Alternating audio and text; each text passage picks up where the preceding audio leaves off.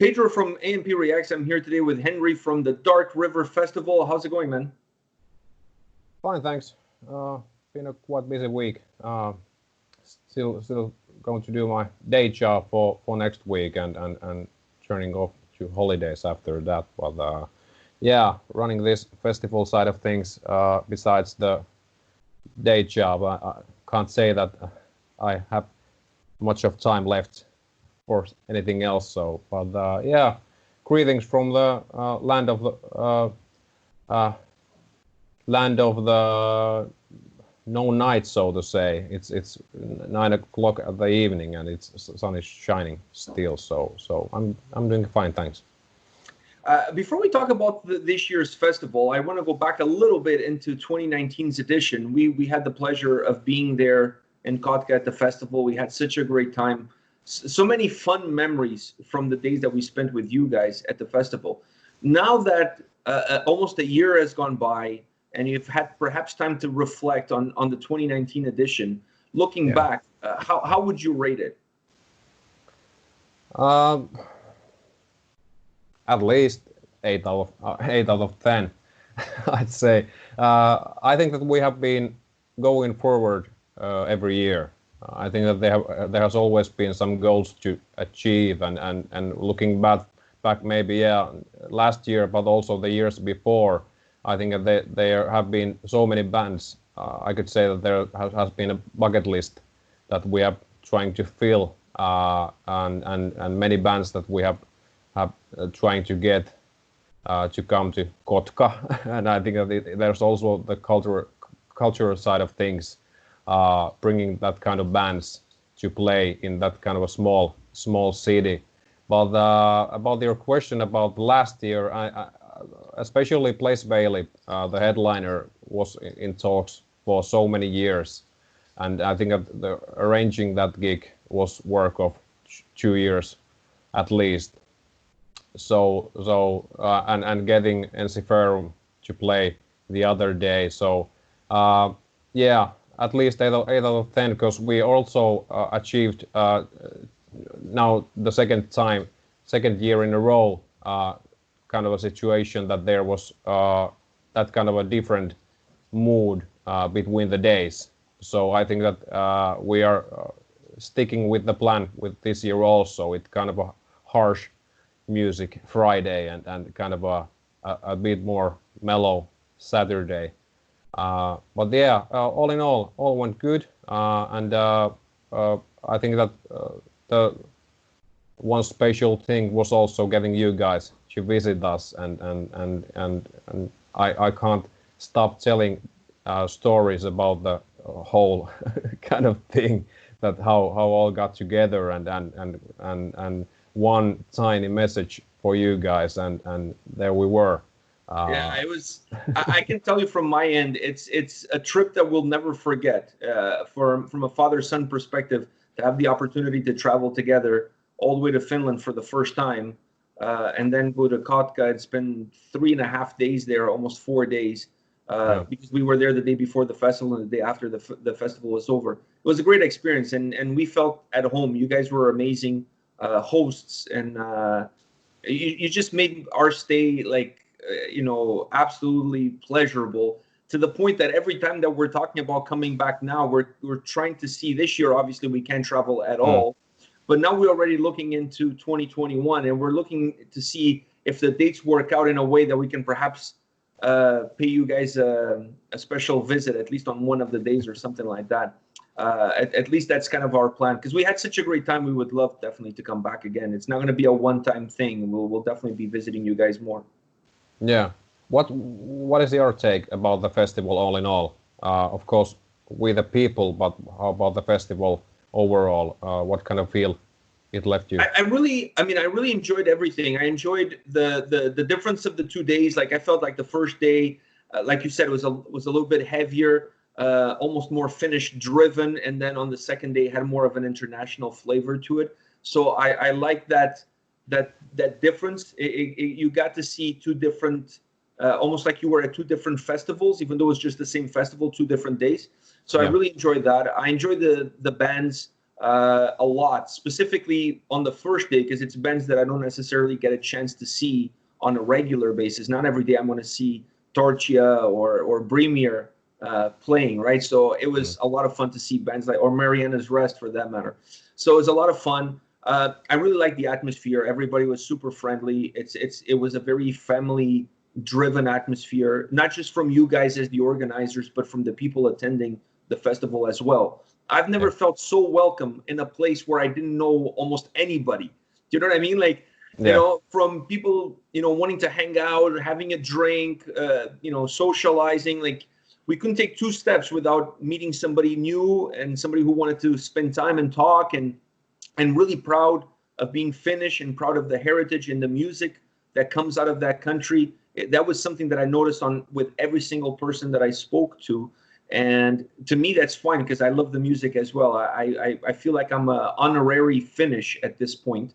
So it was such a great experience. It was fun time, great experience. It's a small town, but that to me adds a different flavor to the whole experience. You know, I in my opinion, if you're going to Dark River Festival, at least as we know it now, we don't know what the future will hold, but as we know it now, you're not going there thinking you're going to Wacken, right? If you want to go to Wacken, you can go to Wacken.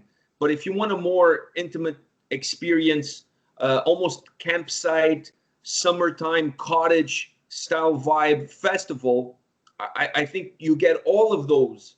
So you get to experience that, and you get to listen to some live music. And like I said, from organizers to the people attending, absolutely magnificent. Everybody's so friendly. Everybody so nice, accommodating, and you guys had a nice selection of bands last year. I'm a little upset that this year the selection is a lot better, but hey, you know, last year was pretty good. Yeah, you can't have it all. Yeah, I guess that's true. Yeah. This is your problem. We are trying to get better year after year, so maybe that also gets people thinking that they have to return the next year also, because we try to get the speed better. Yeah, this year, to be honest with you, when you guys announced the lineup, I was actually considering coming, but we also had another festival that we're planning to attend, which was Summer Breeze at the same time, and the dates didn't allow us to do so. Because this lineup this year, I didn't, and I want to talk more about that, but I didn't want to miss this lineup. Both days are absolutely killer. I mean, this is a lineup that you would see on a much larger festival easily. So I was really impressed, but we'll talk more about that. Before we talk about the lineup, I want to ask you, with everything that's happened with the coronavirus and the pandemic, at any point in time, did you guys thought that you would have to cancel this year's Dark River Festival? Well, of course, I myself, as a publicist, I'm just following the lines that the organizers are giving me, and what kind of you know, things I can share at Facebook, and what kind of things we should tell people, and where to go from now on, and that kind of things. But yeah, I think of course there has been situations and moments that we are considering that we should pull the plug.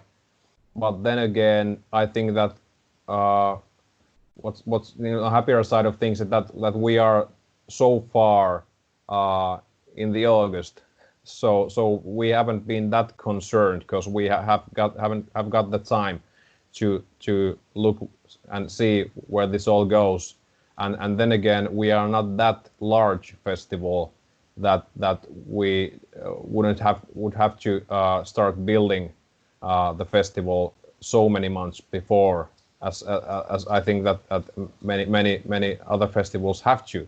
They have to prepare so much before, because the scale is that much bigger. So we were concerned, but not that concerned.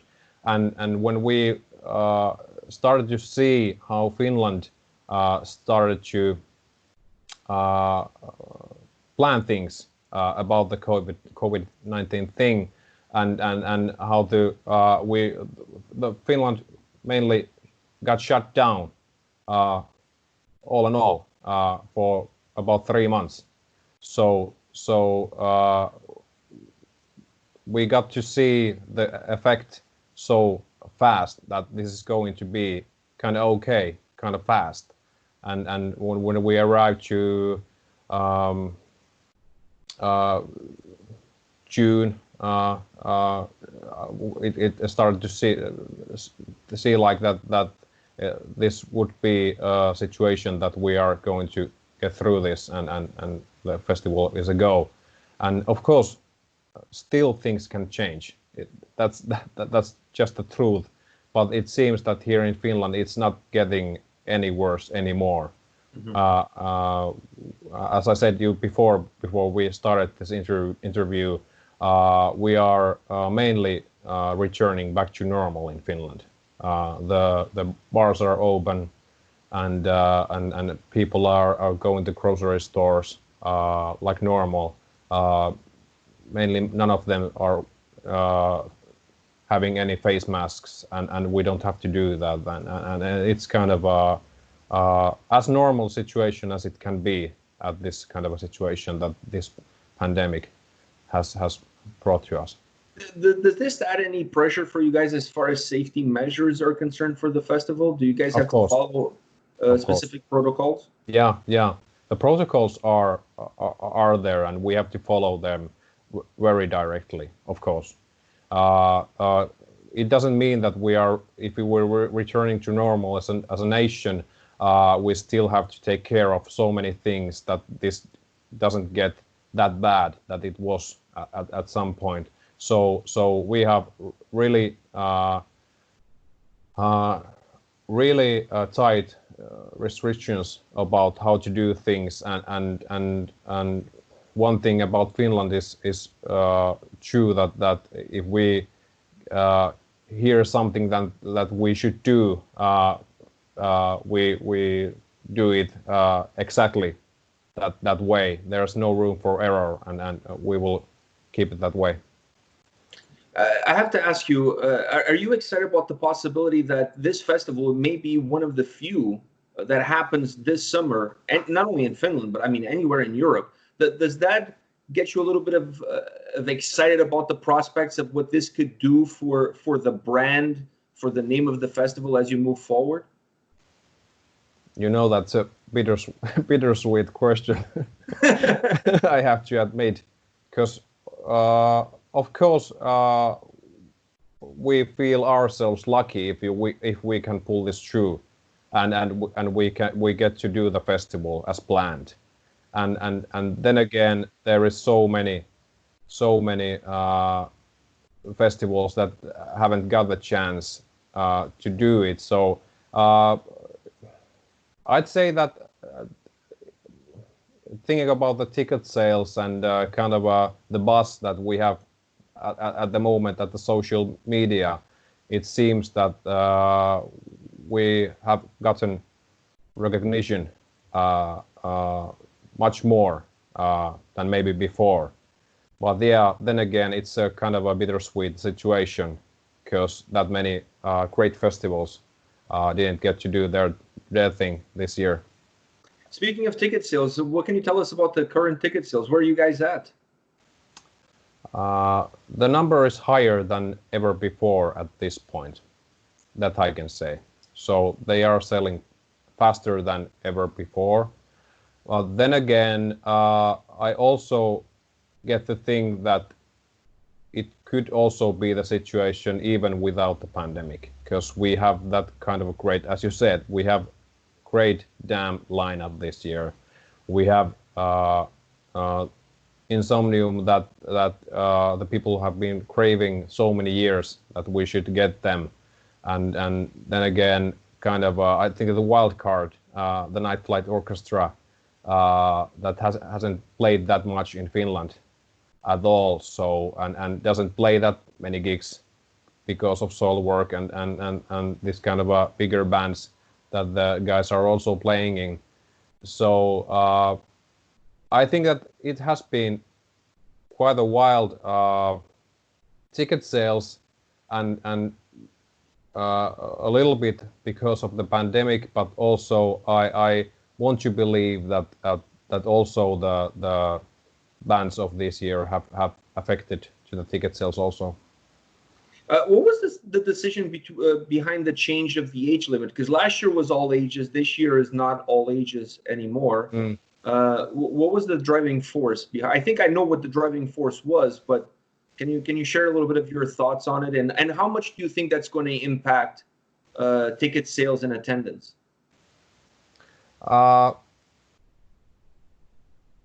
First of all, we just want to try something new. I think that's kind of the thing that kind of why we wanted to go this path. The one thing that we have gotten audience feedback every year is that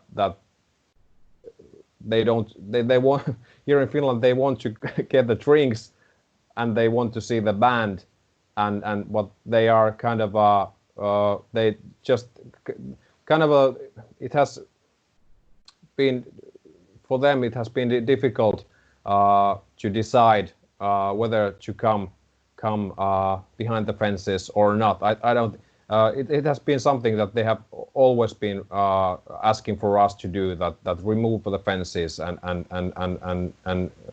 change the age limit, and this is something that after all these years, I think we just want to try how does it affect to the festival, and never say never if we could return to all ages, but this is the situation that we are now, and it can also be maybe a thing that is affecting to the ticket sales. I don't know. Well, for one thing for sure, it's going to affect the way you guys do the setup, because you're not going to have that setup anymore to corral all the beer drinkers in, because now everybody can just go anywhere. So that's going to change the setup. So do you feel like this is going to have more of a open concept? It's going to be a lot more free flowing and less restrictive even within the festival grounds? Yeah, of course, but then again, we have to remember that this situation that we are living now, we have to think about the restrictions, how to do things.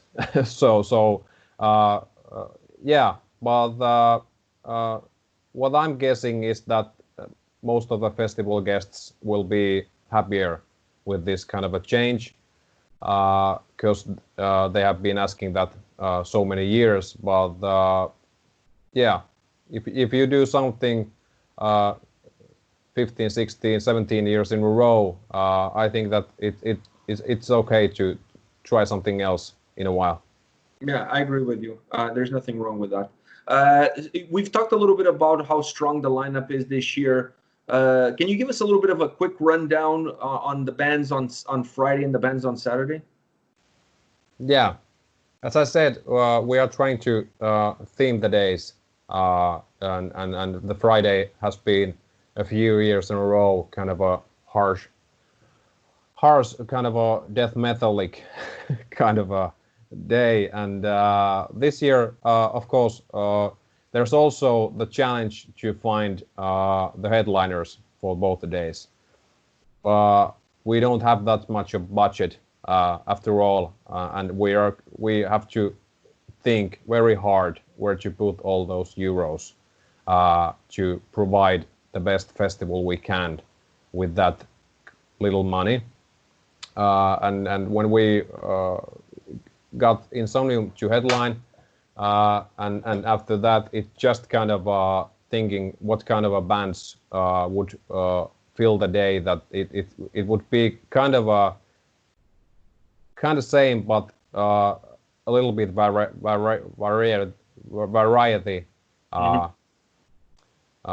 during the day. So there's Lost Society is kind of the second headliner for Friday. Then there is Wolfheart. It's kind of three I think still a bit different bands. And after that, there's at least at the moment there is In Morning, hailing from Sweden, and they're kind of interesting band, because I think that they have been around quite a while, but they haven't gotten that big. I agree with you. As I think that they deserve. And what I've heard from those guys is that it was actually their first European tour. They were playing with Dominium Gatherum a while ago. So they have been around quite a long, but haven't been that active in touring wise. And then of course we have Fear of Domination, kind of a Turmion Kätilö's bastard son. I don't think they mind that. I think you can say that and they'll be fine with it. Yeah. And considering that there is also the same vocalist playing with them also. And then what I'm missing Kaunis Kuolematon, the local heroes. They are actually I think they are from Hamina, but Hamina is nearby Kotka, so we consider them as the local heroes of Friday. What band am I missing? Anything? I don't think so. Yeah. About the Saturday, as I said, we are kind of talking on behalf of myself and our promoter Sami. I think that there is the band that we are anticipating the most, the Night Flight Orchestra, kind of a wild card in a way, because they are so different, but they are still kind of a band that can play in metal festival, even they are not metal. So and everybody that knows the band, I think that they know exactly why we got them to play in our festival Saturday. After that, there is playing Blood Red Hourglass, kind of a harsh band on Saturday, but then again they've gotten kind of popular in Finland, and I think that all over Europe and States too, and they still have the melodic touch in their doing, so I don't think that they are messing around that much with the Saturday feeling. We have Blind Channel and playing their violent pop, as they describe it, and they have been really popular, as has been also Lost Society. Every year that they have been playing on a festival, it has been a huge success. And what's also funny about, especially with these two bands, they have played in our festival on the early stages of their career also. So I remember the days that Blind Channel released their first record and played on our festival, and the same with Lost Society, and they have been growing kind of year after year. Then we also have a really interesting kind of a new band, Ocean Horse. Actually, Amoral's Ben Warren's new band that he's been doing about maybe 2 or 3 years, and they are straightforward heavy metal, I'd say. You've been also reacting on some of their videos. I'm familiar with them. I'm familiar with them. Yeah. They got Stone Cold Steve Austin on vocals. Yeah, I'm totally familiar with those guys. Yeah. And then we have these progressive metal heroes, Wheel. They are kind of a new band. They have released only one album, but they are already affecting kind of a buzz in the progressive metal scene. And I think that they had also about to attend quite a big tours before the pandemic. Yeah, they were scheduled to be on tour with Swallow the Sun in North America before this whole pandemic hit. Yeah. And then we have two local bands starting the Saturday, Domination Black and Crimson Sun, also been playing at the festival many times. And what's also important to mention that Domination Black is actually the band of Dark River's father, Lauri Eerola, who invented the whole festival back in a day. And Domination Black was actually one of the bands that were playing in the first festivals 15 plus years before. So yeah, we also we every time we try to also include some local blood, because we think that it's important to also support the local bands and give them opportunity. What's concerning me a bit is that we don't get that much of young bands anymore. And I'm actually living at Helsinki now, but I'm also from Kotka originally, and I was part of the scene back in a day when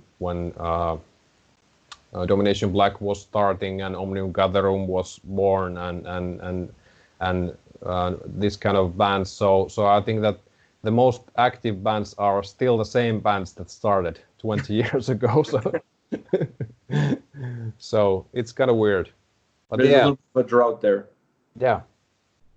Now with some of these bands, specifically with In Mourning and the Night Flight Orchestra, do you guys have a plan B in case of traveling not allowing them to fly from Sweden to Finland? You always Are you going to pick up a guitar and a mic and go on stage? Yeah, you always have to have plan B. And what I have to admit before we go to this subject is that what we didn't have a kind of a plan B when we heard last year, the night before Blaze Bailey's gig, that the guys had stuck to the airport and they weren't sure that if they would be able to attend the festival. So at that point we discovered that we don't actually have a plan B. But yeah. About the situation, what is going on now, of course we have a plan B. Of course we have the phone numbers to call if we get to a situation that it's a no-go for the Swedish bands. But we are still sticking with the plan A, and this is the kind of lineup that we have been building the whole year, and we want to believe that we can pull this off. But if it gets to the situation that there is nothing we can do, then we just have to provide as good bands on behalf of these Swedish bands if it's not possible then to arrive.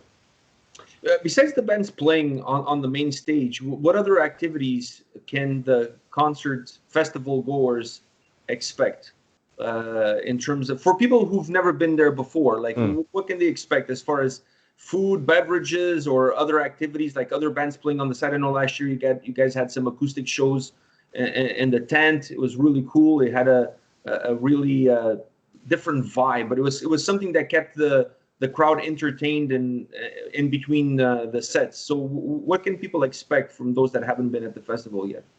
Yeah, same thing this year. There will be the acoustic gigs also on both the days, and yeah, we are planning many things, actually more that we could entertain the festival people during both the days but of course the main number between the main acts are the 10th stage bands, and this year there is playing our all-time favorite Kaikkonen et Liekkala that were playing also last year, and they are good dudes. They have a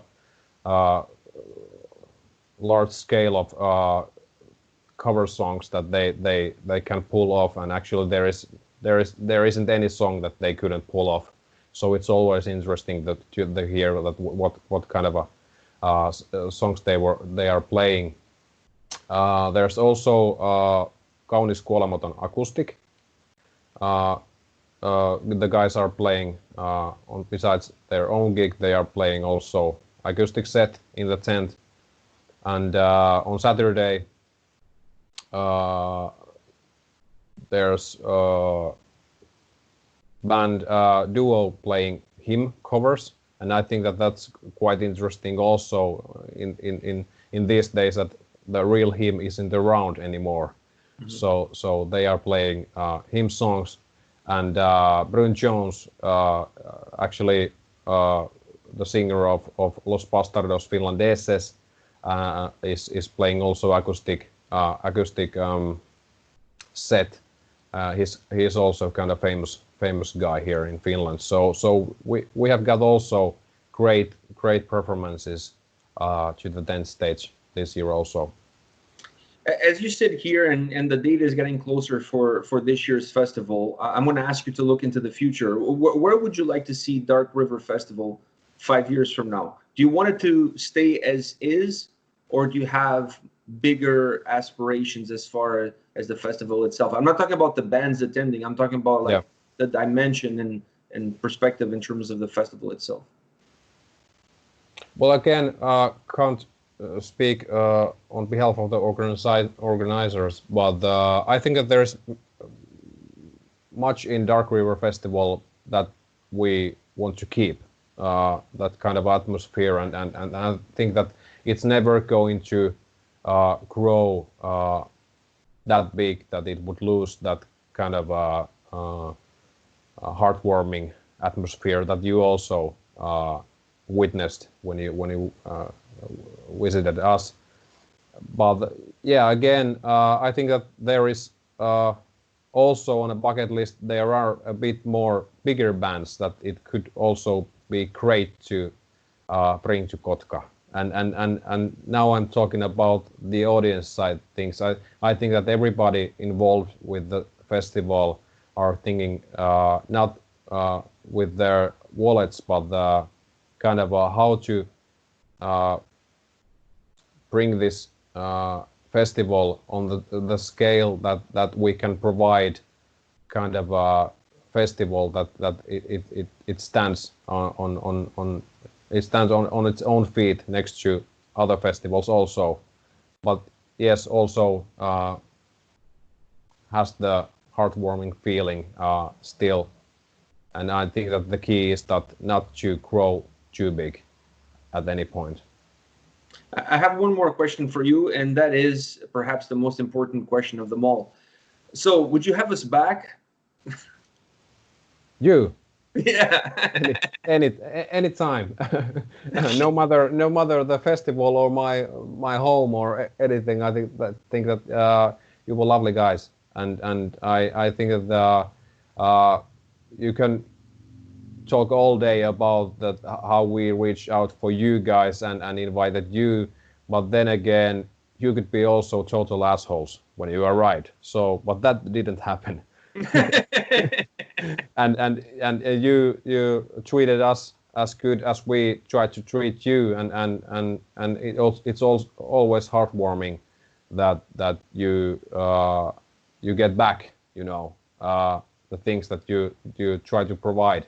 Because how I see how I live my life is that if you scratch somebody's back, he will scratch yours back, and that's just the way it goes. And there's no kind of room, at least in my mind, to think about that there what's in it for me. I think that it was kind of you were in a tight spot at the moment. You didn't actually know what to do. So it was kind of easy for us to reach our hand, and of course the big job was still on your side, arranging the flights and this kind of things. We just opened the gate and let you in, and that's kind of all. I don't see that it's not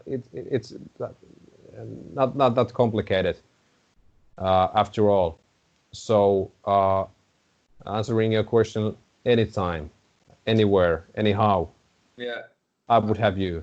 Yeah, I'll say this. I really appreciate you guys reaching out to us last year, and it was an honor for us to come by and be a part of the festival and hang out and meet all of you guys, all the people that made things happen. But once again, I always have to stress this, but also meeting the people that attended the festival.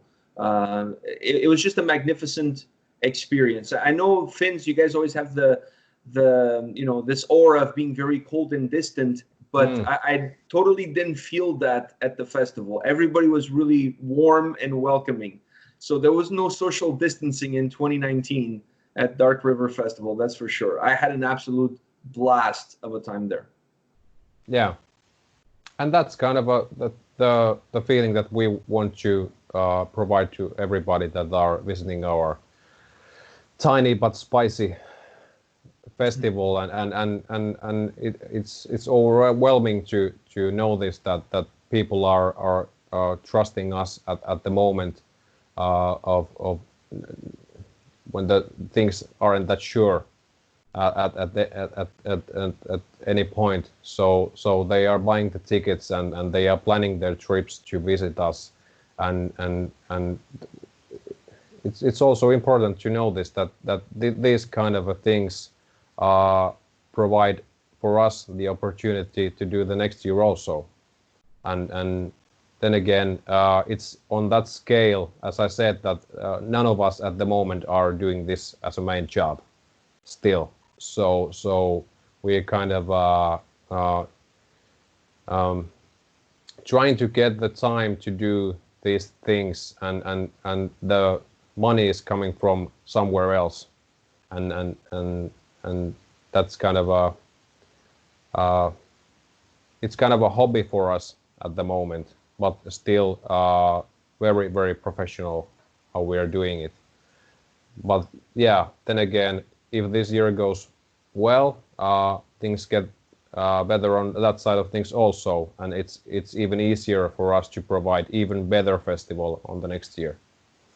Well, I'm hoping that next year I'll be able to attend. I'm honestly, like, I want to travel. I want to come back to Finland, so I plan on doing that. So if the dates align, maybe we'll surprise you when we'll show up in the parking lot, you know, and knock on the door. You know, I think if I'm planning on showing up, I don't think I'm going to tell you anything. I think we're just going to surprise you guys and just show up. Yeah, maybe that's going to be a hard thing to do, because probably you will know that we're coming anyway. So, but it would be kind of fun to just show up. You are not that silent in Facebook. I think that we could find out that quite soon. Yeah, that's true. I think it would be kind of hard to keep it as a secret, I must say. You're right about that. On that note, Henri, thank you very much for your time today. I really appreciate it. I wish you guys all the success in the world with this year's festival. You're a beacon of light in this world of darkness that we're living in. So I really wish I was there. I wish you guys were live streaming this festival, because the bands are absolutely magnificent on both days. So even though I'm not going to be there in person, I'll be there in spirit, and I'll be asking you for a concert review the next day in terms of how things went. Maybe not the next day, because I know you'll probably be exhausted, but a few days later. Yeah, you remember us last year, that how exhausted we were with the interview. You guys were completely spaced out, not because you were drunk or anything. I think it's just everybody was so exhausted. Yeah, it is also, it's always a busy weekend, and there's not that much time to sleep or do anything else than the festival. But yeah, we're actually planning to do after movie about the festival. So you'll get the sneak peek about the festival from there, and of course I will be filming some videos during the weekend, and trying to bring the atmosphere for all the persons that are not able to attend. I think that it's going to be kind of a Finnish festival this year, because not that people get to travel our country at this point. But yeah, what has also been kind of nice to see, that we are getting more and more recognition abroad also. So when the situation is better, we welcome everybody outside Finland also to attend our festival.